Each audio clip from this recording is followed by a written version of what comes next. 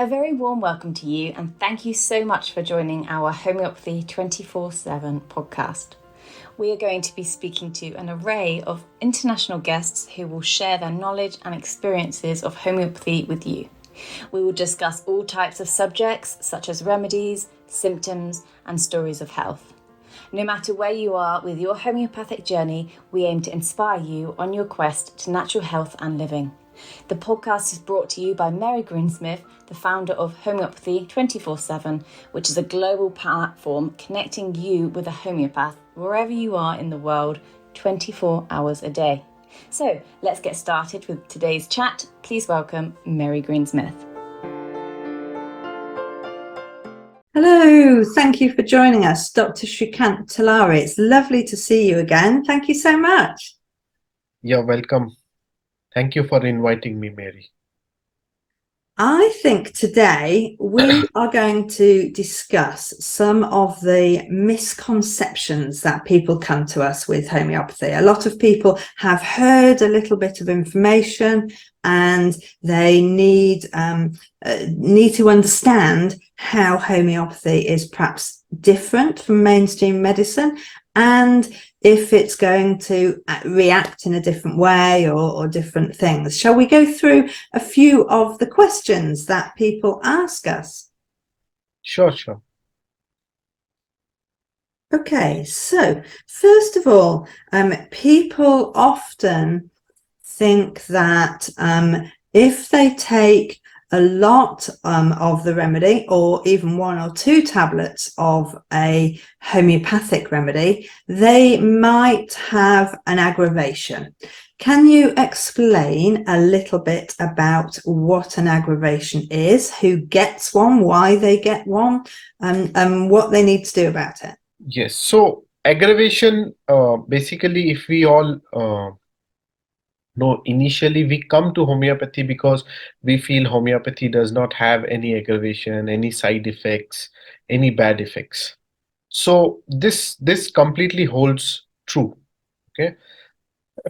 But while we also need to understand that any medicine, if taken excessively, then it can cause aggravations, or it can cause harm. So it is very important that patients stick to a dosage that is recommended by their homeopath.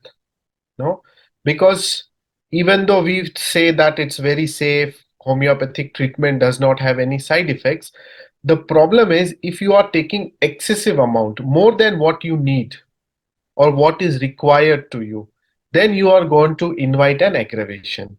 That is the most important thing that patients need to know. There is another form of aggravation. Yeah. You want to say something, Mary? I was just going to say that quite often when a homeopath is working with a client, they don't think of an aggravation because they're watching for change, and they're not thinking, oh, that's an aggravation, that's not an aggravation. They're actually watching to see what happens. And because they have matched the remedy in the right energy to the patient, Yes. then they might receive a symptom coming worse for a short period of time, perhaps. But the word aggravation to me is talked about a whole lot more than I ever see aggravations.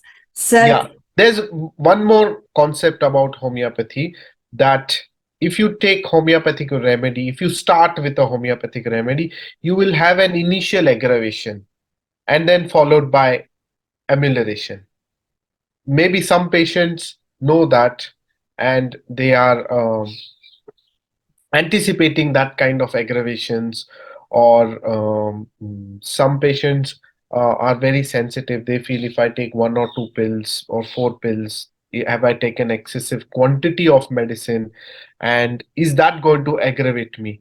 So actually in homeopathy we have to understand the quantity of pills uh, does not equate to the quantity of a modern medicine drug.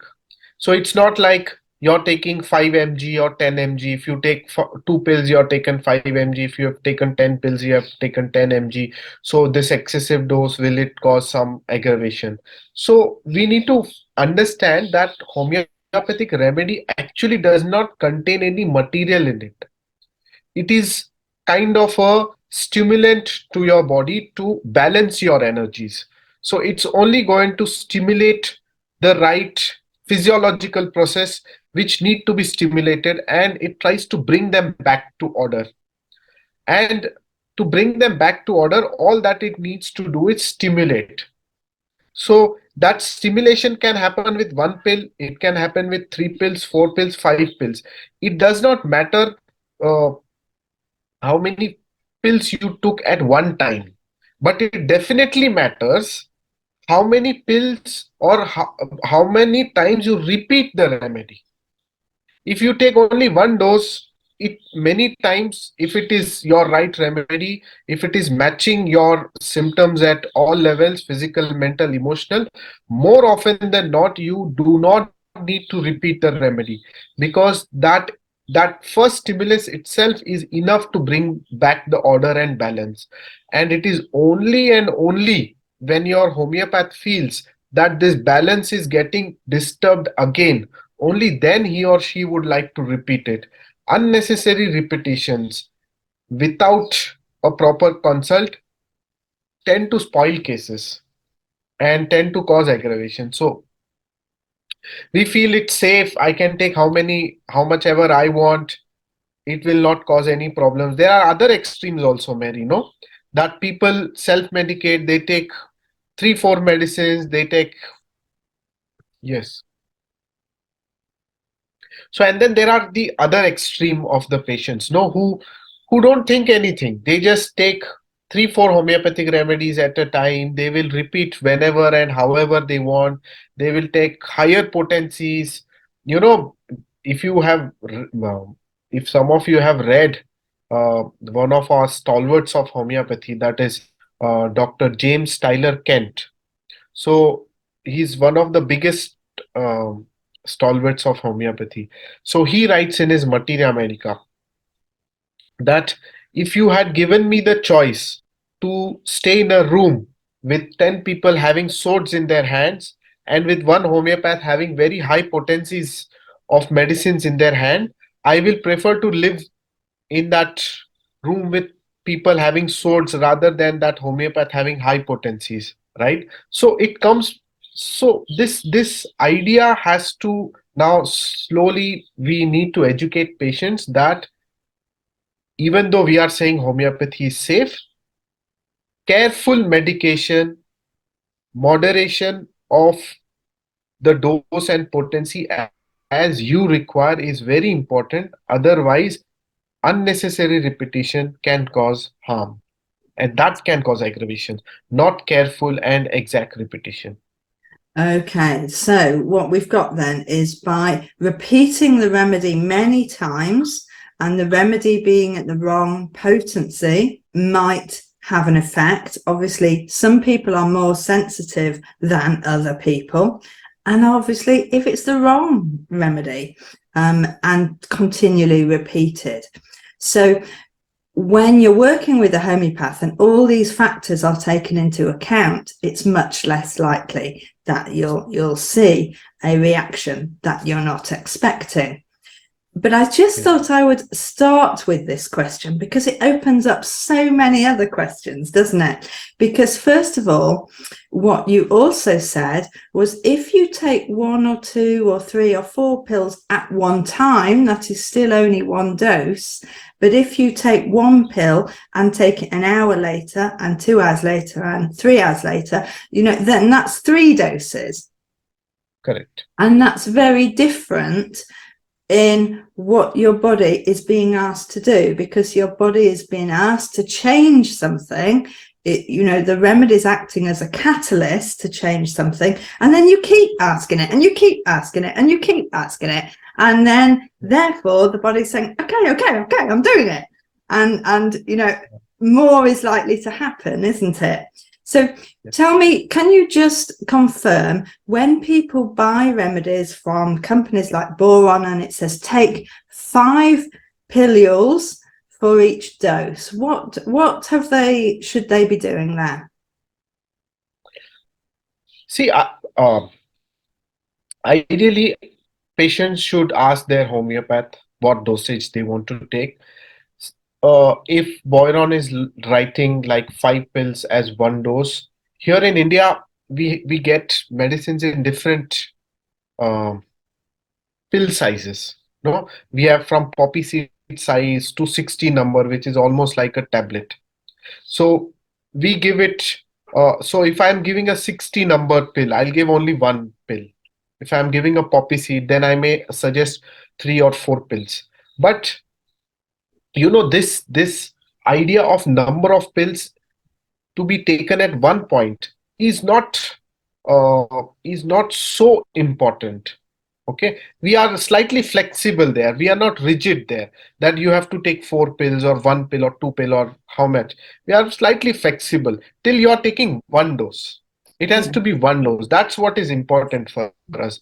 There's no standard thing in homeopathy that this is what is one dose. No, it varies. So it's best you ask your homeopath what your homeopath is, uh, mm, at what level the homeopath sees the remedy that he or she is prescribing, what changes they want to know. That completely the homeopath knows. For us to give a generic answer, it will be difficult, because our whole idea of homeopathy is individualization. No, so maybe for one patient I'll tell you take only one pill. The second patient I'll take you, well, you take 5 pills. So it varies. We are very flexible there. This is such an important point, Shrikant, because I know that people say if they go to one homeopath, they're told to take one pill, and if they go to another homeopath, they're told to take 2 pills. And that's exactly what you're saying is that doesn't matter. Move Yes. on from that. Do what the homeopath Yes. suggests, or from, if you're prescribing at home, first aid, then from the book that you're researching, whatever that is. But the important point is the number of doses, not the number of pills in each dose. Yes. Correct. Okay, perfect. Now, let's move on to the question, because people often are thinking that if they are to find a constitutional remedy, then that remedy will be the only remedy that person needs for forever. So people are often asking, can I just find my constitutional remedy? Can you tell us a little bit about that? See, the idea of constitutional remedy was not primarily brought into homeopathy by the founder of homeopathy, that is Dr. Samuel Hahnemann. Hahnemann always recommended that patients should be given remedies which suit their physical as well as mental symptoms. That's all Hahnemann wrote. As homeopaths practiced, as the art of homeopathy developed, there are certain kinds of patients that we saw that uh, once we found a particular remedy was suitable for this patient, it seemed to help that person for a very long period of time. So sometimes the patients required the same remedy for their chronic illness, for their acute illness, for every illness that they had for the last 10 years. And the patient has been there with the homeopath for 10 years. So then this concept of constitutional remedy was introduced, or the word constitutional remedy came because homeopath said that, look, there are certain patients who are requiring only one remedy for all illnesses. This is like you find this one thing, everything is solved, right? So while this is true, huh, this is not again applicable to all patients, because usually what we found out, such kind of constitutional prescribing is useful in patients who have very superficial diseases. You know, generally we find it in children's who are coming for simple ailments like I have recurrent cold, cough, coryza. I have, or any person who has, mind, it may be a chronic disease, mind you. It can be a chronic disease, but it's not a deep pathology. Mm-hmm. In that cases, we have observed that, yes, definitely for long periods of time, patients are requiring the same remedy. But if you have a complex disease, nowadays, what we see is patients don't come with one diagnosis. They come with two or three or four diagnoses. Now, in complex disease, this is not happening. In complex diseases, we are seeing that we need to change the remedy, potency, repetition. We use different kind of potency. We have C potency, we have LM potency, we have X potency, decimal potency. So many potencies we have.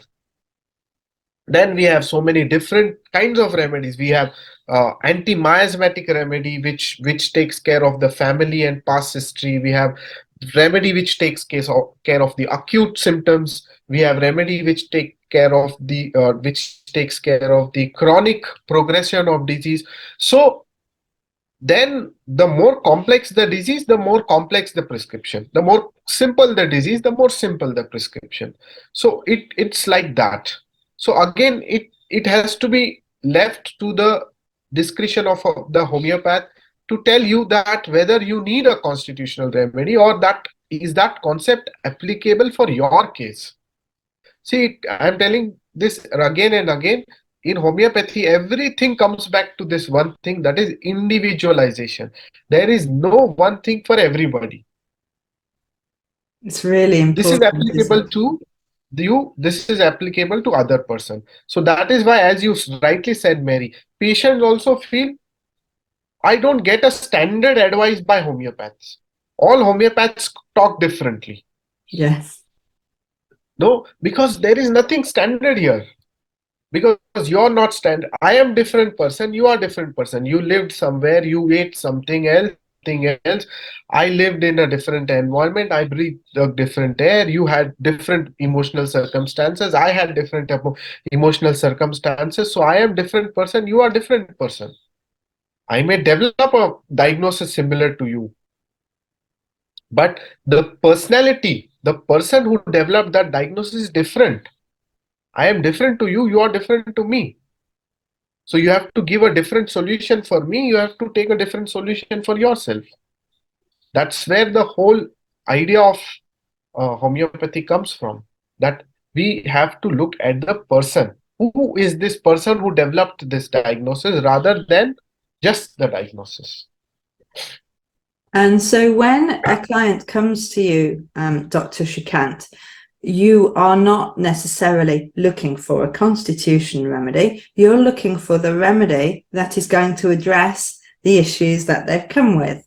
And there are different Correct. other ways of prescribing besides finding a constitutional remedy. Yes, yes. So sometimes maybe you will require, so I may say that, yeah, Mary, this is your constitutional remedy. But sometimes I'll say, no, I don't think as of now it's very clear. Let us first address what problems you have, and maybe the constitutional remedy will evolve. I understand. So what you're saying is that the number of things that have happened along the health journey is going to affect what you need to treat first and get through those health layers. Yes, yes. Okay, brilliant. So I hope that helps with people wanting to see a homeopath, wanting to find a constitutional remedy, to realise that sometimes it does take us a while to get through the layers of health before we would ever even see the real you, because you're kind of coated in lots of medications and lots of other things that are going on, and we have to unpeel that first. Yes. Now, a lot of people also obviously are learning about first aid prescribing, and they're learning about addressing the symptoms that are happening at home, and they can give a first aid remedy to that. And because that's what homeopaths are sharing around the world, they often don't realise that homeopaths have other ways of prescribing as well. So if you were to see a homeopath, it's very different than just having a first aid prescription, isn't it? Yes, yes, definitely. See, homeopathy is recommended and is told to be taken, at least in India. I don't know about other countries.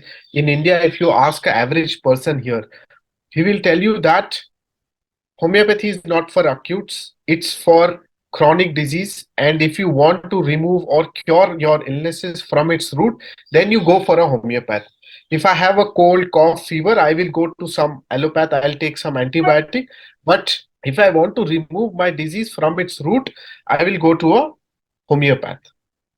So the whole idea of homeopathy is that we believe in treating the root of the disease, the causes of the disease, and not just acute symptoms like fever, cold, cough, etc. What we are looking at is, why did you develop fever?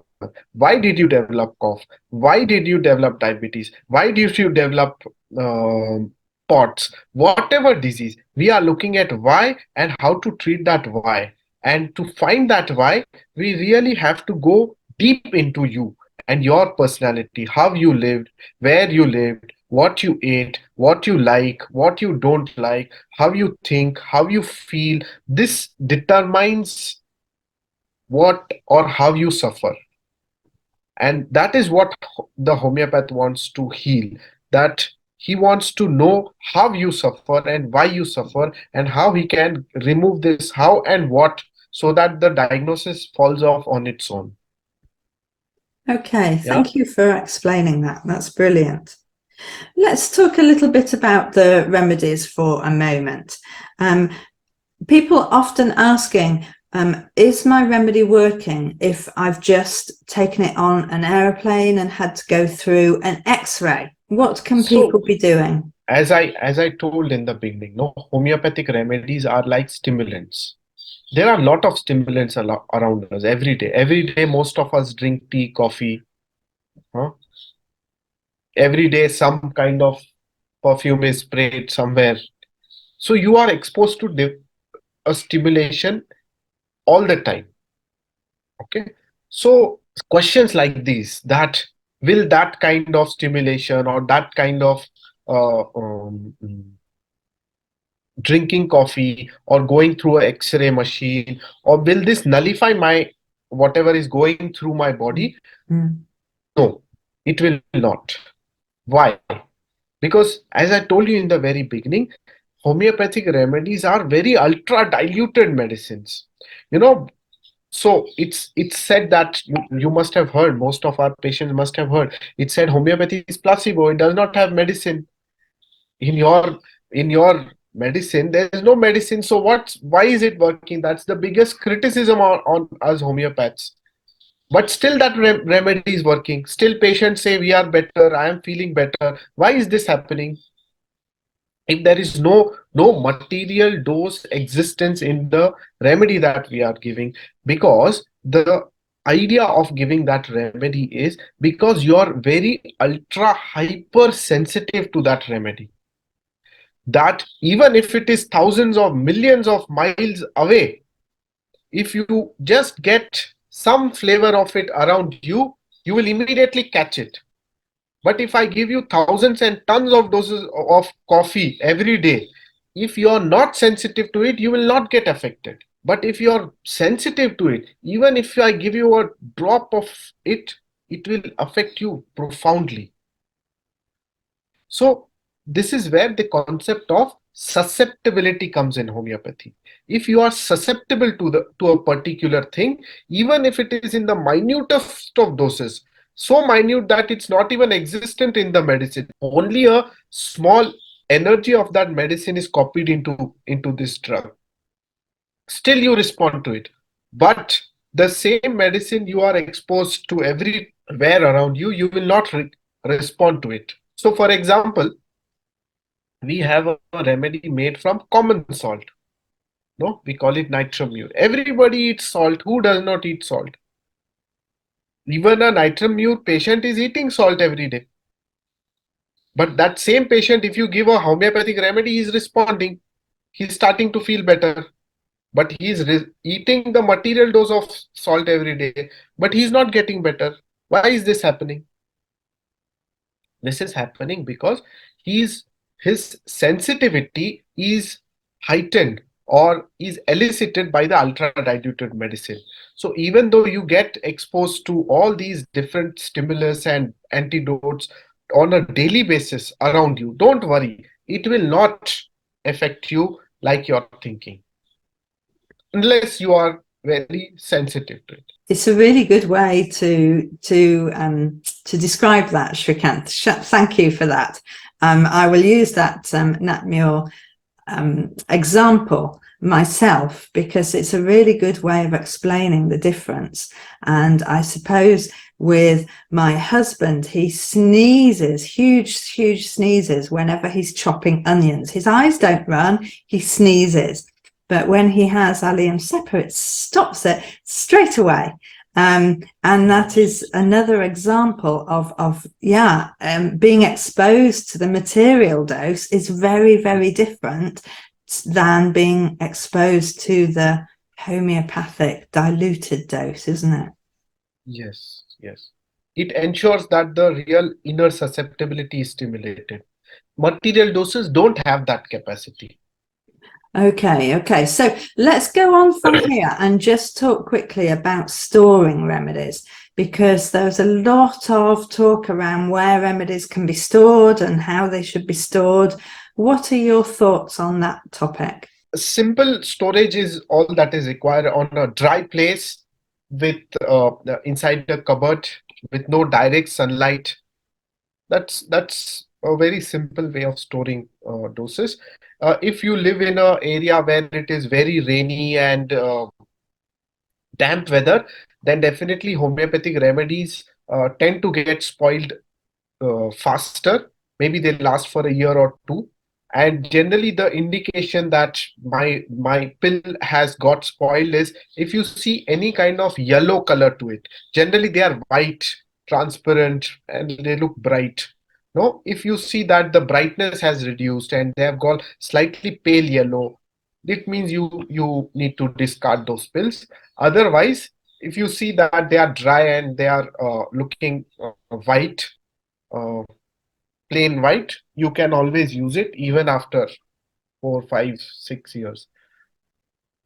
Generally, they Brilliant. get spoiled only if it's very damp and rainy Okay, circumstance. so that's what we've got to be careful of more than anything.